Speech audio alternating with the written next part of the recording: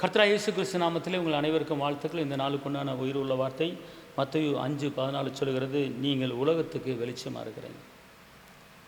வானம் ஒளிந்தாலும் பூமி ஒளிந்தாலும் என் வார்த்தை ஒளியாது என்று சொன்ன இயேசு மகாராஜா உங்களை பார்த்து சொல்கிறாரு, நீங்கள் உலகத்துக்கு வெளிச்சம், நீங்கள் உலகத்துக்கு உப்பு, நீங்கள் வெளியே புறப்பட்டு போய் கொளுத்த கன்றுகள் போல வளைவீர்கள். அப்படி என்றால் இந்த உலகம் இருளுக்குள்ளே இருந்தாலும் நீங்கள் வெளிச்சத்தின் பிள்ளைகளாக இருக்கிறீங்க. உலகத்தின் வெளிச்சம் நீ, எழுந்து ஒளி வீசு, மலை மேல் உள்ள பட்டணம் அது மறைவாக இருக்காதே. மலை மேல் உள்ள பட்டணம் அது மறைவாக இருக்காதே. கலங்காதே கலங்காதே, கர்த்தர் உன்னை கைவிட மாட்டார். கலங்காதே கலங்காதே, கர்த்தர் உங்களை கைவிட மாட்டார். இயேசு உங்களுக்கு இருக்கிறார், கவலை உங்களுக்கு வேண்டாம். கரம் பிடித்து நடத்திடுவார், உங்கள் கரம் பிடித்து நடத்திடுவார். உங்கள் கண்ணீர் எல்லாம் தொடச்சிடுவார்.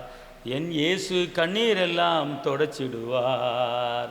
அதனால் கலங்காதே கலங்காதே, கர்த்தர் உன்னை கைவிட மாட்டார். அன்பானவர் உங்களை பார்த்து சொல்கிறார், மகனே மகளே, நீ உலகத்துக்கு வெளிச்சம், நீ உலகத்துக்கு வெளிச்சம்.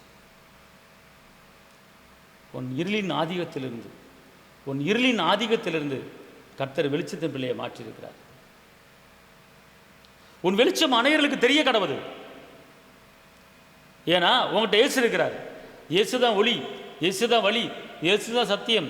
அவர் தான் வழியும் சத்தியம் ஜீவனமாக இருக்கிறார். அவர் இல்லாமல் நம்ம பரலோகத்துக்கு போக முடியாது. அப்போ அந்த ஒளியாகிய இயேசு, வழியாகிய இயேசு, அந்த நீதியின் சூரியன் நமக்குள்ள இருப்பதா நாம் வெளிச்சத்தின் பிள்ளைகளாக இருக்கிறோம்.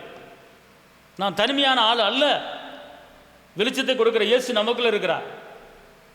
அன்பார்ந்தவர்களே, இயேசு உங்களை என்னையும் பார்த்து சொல்கிறாரு, நீ உலகத்துக்கு வெளிச்சம். நீ இருட்டில் நடந்தாலும் வெளிச்சம். தேவனுடைய வார்த்தை சொல்லுகிறது, சங்கீதம் 119, 105, தேவனுடைய வார்த்தை உன் கால்களுக்கு தீபமும் உன் பாதைக்கு வெளிச்சமாக இருக்கிறது. வார்த்தை தான் இயேசு, இயேசு தான் வார்த்தை. அப்போ அந்த வார்த்தையாகிய இயேசு உங்களை பார்த்து சொல்கிறாரு, தேவனுடைய வார்த்தை உன் கால்களுக்கு தீபமாக இருக்கிறது, உன் பாதைக்கு வெளிச்சமாக இருக்கிறது. நீ எந்த இடத்துக்கு போனாலும், நீ எந்த இடத்துக்கு வந்தாலும் உனக்கு வெளிச்சம் இருக்கிறது. நீ வெளிச்சத்தின் பிள்ளை, நீ ராஜா விட்டு பிள்ளை. உன் இருதயம் கலங்காது இருக்கட்டும், கர்த்தர் பெரிய காரியம் செய்கிறார். அன்பார்ந்தவர்களே, இந்த நாளிலே நீங்கள் இருளின் பிள்ளைகள் அல்ல, நீங்கள் வெளிச்சத்தின் பிள்ளை. வெளிச்சத்தின் பிள்ளைகளை நடந்து கொள்ளுங்கள். உன்னை நான் மேன்மைப்படுத்த வாக்கு பண்ணுகிறார். அதனால் உங்கள் வாழ்க்கையில் இருக்கிற எல்லா இருளும் போய் வெளிச்சத்தை கொடுக்குறார். எப்படி வெளிச்சமாய் மாறுவது? எப்படி என் வாழ்க்கை வெளிச்சமான வாழ்க்கையாக மாறும்? ஒன்றுமே கிடையாது, தேவனுடைய வார்த்தை தான் வெளிச்சம். தேவனுடைய வார்த்தையை பிடித்துக் கொள்ளுங்கள், தேவனுடைய வார்த்தையை பிடித்துக் கொள்ளுங்கள். அந்த வார்த்தையை பேசுங்கள், அந்த வார்த்தையை அறிக்கையிடுங்கள். அந்த வார்த்தை உங்கள் வாழ்க்கையை, இருளான வாழ்க்கை வெளிச்சமான வாழ்க்கையை மாற்றிவிடும். ஜீவனுள்ள வார்த்தை, உயிருள்ள வார்த்தை, அற்புத வார்த்தை, அதிசய வார்த்தை, அடைக்கல வார்த்தை, வெற்றியின் வார்த்தை, விடுதலின் வார்த்தை, சமாதானத்தின் வார்த்தை, அது ஒரே வார்த்தை, அது இயேசுவின் வார்த்தை. இந்த வேதத்தில் சொல்லப்பட்ட வார்த்தை மட்டும்தான். ஏசாயா 55:10-11 சொல்கிறது, வானத்திலிருந்து மழை பெஞ்சு பூமியை நனைத்து விதைக்கிறவனுக்கு விதையும் புசிக்கிறவனுக்கு ஆகாரத்தை கொடுக்கிறது எப்படியோ அப்படியே என் வாயிலிருந்து புறப்பட்ட வசனம் இருக்கும். அது வெறுமையாக எங்கிட்ட திரும்பாது, நான் அனுப்பின காரியம் வாய்க்கும்படி வாய்க்கும். வானம் ஒளிந்தாலும் பூமி ஒளிந்தாலும் என் வார்த்தை ஒளியாது என்றவர் சொல்லியிருக்கிறார்.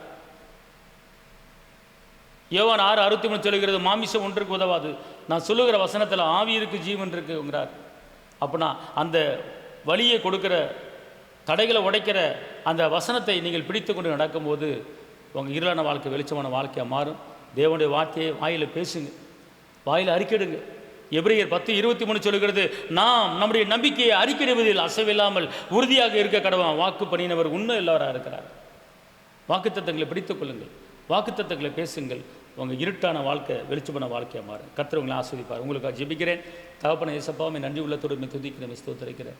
உன்னதரை துதிக்கிறேன், உயர்ந்தவரை துதிக்கிறேன், அதிசயரை துதிக்கிறேன், நட்பரை துதிக்கிறேன். ஆண்டவரே, யார் வீட்டில் இருள் இருக்கிறதோ, யார் வாழ்க்கையில் இருள் இருக்கிறதோ, அதையெல்லாம் வெளிச்சத்தின் வாழ்க்கையாக மாற்றி உடைய கரம் கூட இருந்து எல்லையை பெரிதாக்கி ஆசீர்வதித்து தீங்கான பாதுகாத்துக் கொள்ளுங்கள்.